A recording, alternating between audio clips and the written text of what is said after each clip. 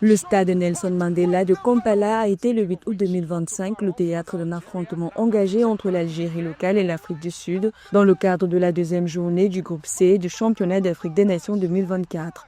Sous un ciel menaçant, les Fennecs n'ont pu faire mieux qu'un match nul face à une formation sud-africaine bien en place.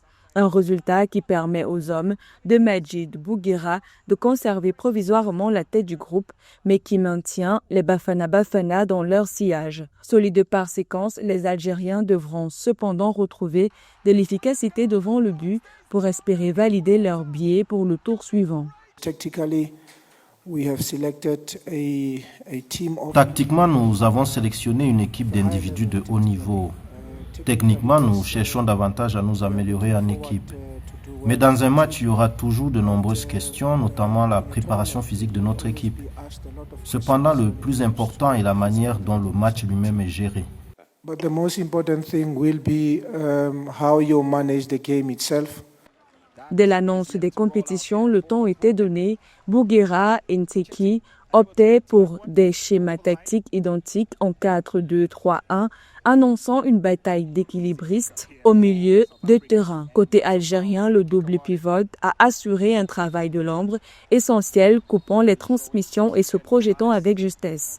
Mais en face, l'Afrique du Sud a répondu avec un pressing intelligent, limitant la progression adverse et forçant les Fennecs à contourner. Le cœur du jeu s'est ainsi transformé en champ de bataille tactique, chaque entraîneur s'efforçant de trouver la faille dans le plan adverse. L'équipe a montré des signes de fatigue, mais l'essentiel est la qualification.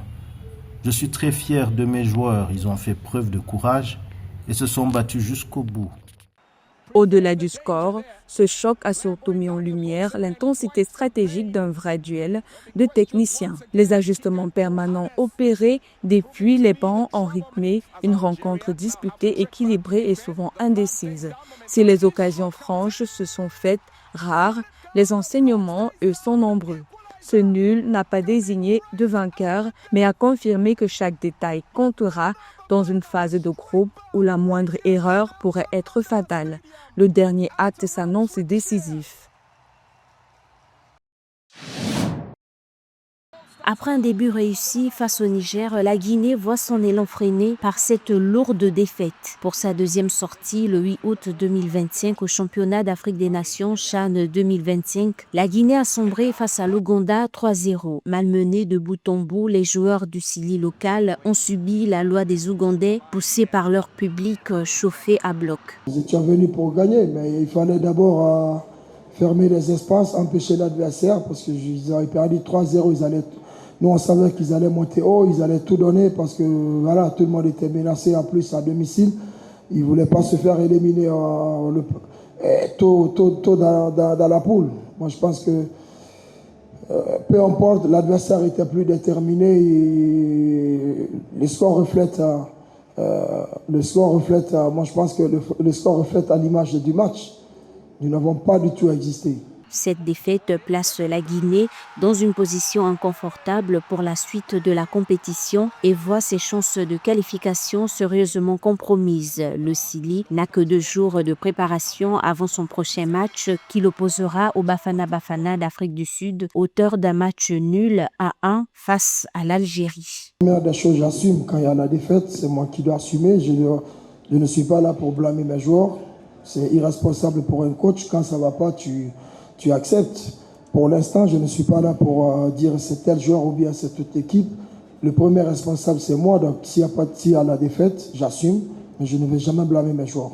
L'équipe de Souleymane Abedi occupe la 3e place du groupe C, derrière l'Ouganda et l'Algérie. Notons que l'Algérie occupe la tête de la poule avec 4 points, suivi de l'Ouganda et de la Guinée, 3 points chacun. L'Afrique du Sud est à 1 point, pendant que le Niger compte. L'Algérie, finaliste au CHAN 2022, est avancée comme l'un des grands favoris pour le sacre final dans le championnat d'Afrique des Nations 2025. Pour son entrée en lice, les Fennecs locaux ont dominé le pays organisateur, l'Ouganda, 3-0, puis se sont neutralisés face à l'Afrique du Sud, 1 but partout. Dans le football, c'est toujours une remise en cause perpétuelle.